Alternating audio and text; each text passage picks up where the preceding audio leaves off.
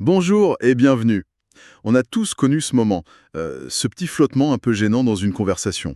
Le fameux silence. Le silence qui s'installe, exactement. Et ce réflexe, presque. Une panique qui nous pousse à dire n'importe quoi juste pour le combler. Hmm. Notre analyse aujourd'hui part de là, de cette expérience, à travers un texte court, mais je trouve incroyablement percutant, de Gilles Besson. Il s'intitule Le silence. Et ça commence par une phrase qui frappe juste. Le silence fait souvent peur. On ne peut pas dire plus vrai. Et ce texte, il nous lance un défi.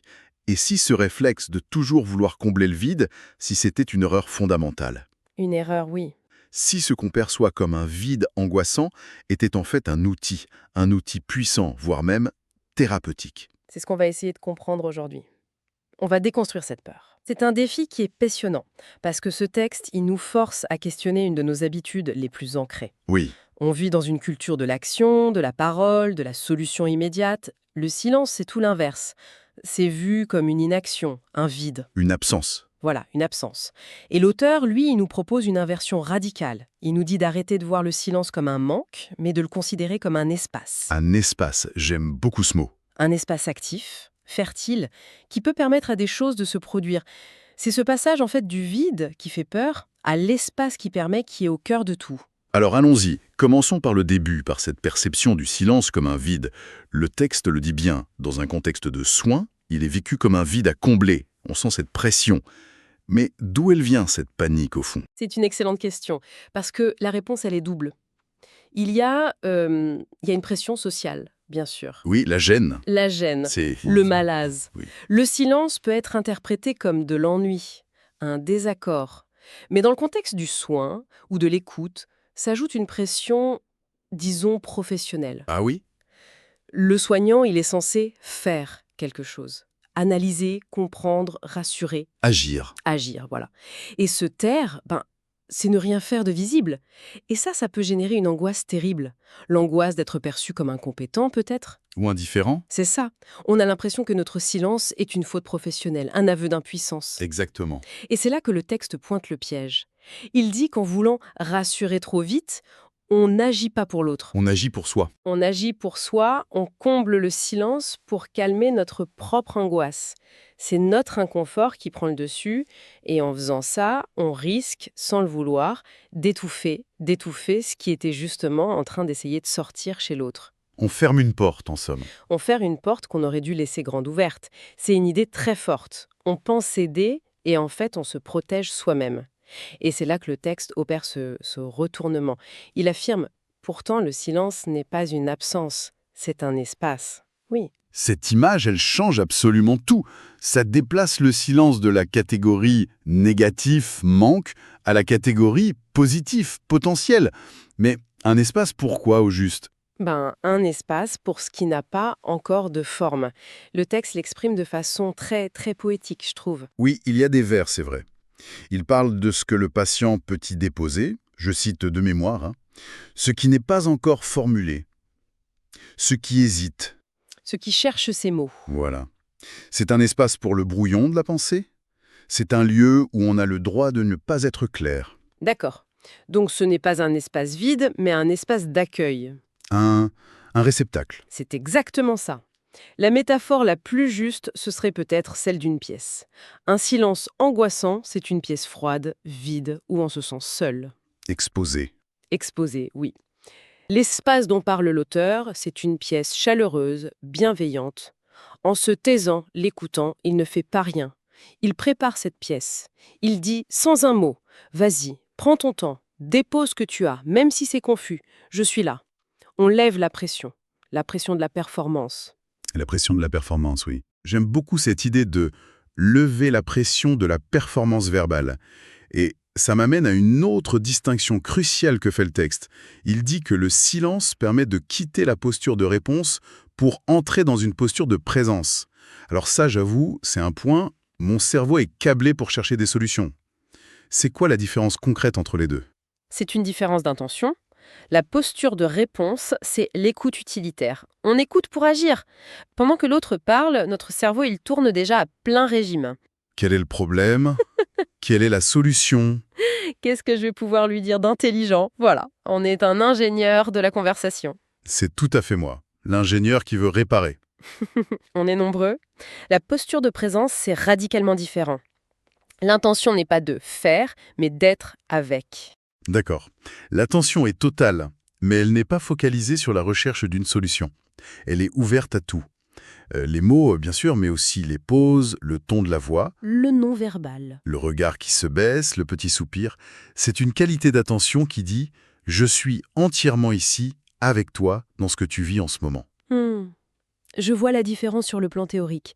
Mais est-ce qu'il n'y a pas un risque, si une personne est en grande détresse, est-ce que cette présence silencieuse ne pourrait pas être vue comme de l'indifférence, un abandon?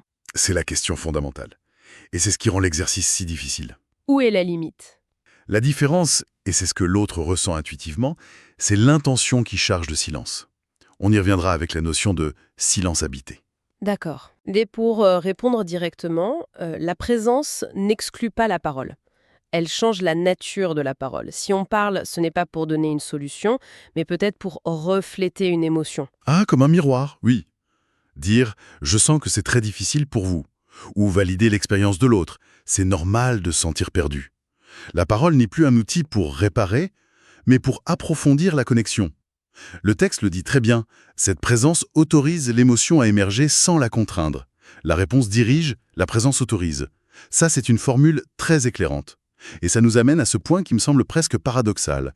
L'auteur qualifie le silence d'outil thérapeutique. Mais comment un non-acte peut être un outil? C'est contre-intuitif. Oui, ça l'est. Il dit il ne soigne pas par ce qu'il dit, mais par ce qu'il permet. Alors, creusons ça. Qu'est-ce qu'il permet de si puissant? C'est un catalyseur. Si on prend une analogie chimique, le silence n'est pas un réactif. Mais l'environnement qui permet la réaction. Exactement. C'est le catalyseur qui crée les conditions pour que la transformation ait lieu d'elle-même. Concrètement, pour la personne qui parle, ça permet d'abord l'introspection. Le calme extérieur favorise le calme intérieur. D'accord, donc ça permet une connexion à soi. Oui. Ensuite, ça permet la clarification. C'est souvent dans le silence qui suit une phrase un peu confuse que l'idée prend forme, que le mot juste émerge, enfin, On se donne l'espace de trouver sa pensée. plutôt que de la sortir à tout prix. Voilà.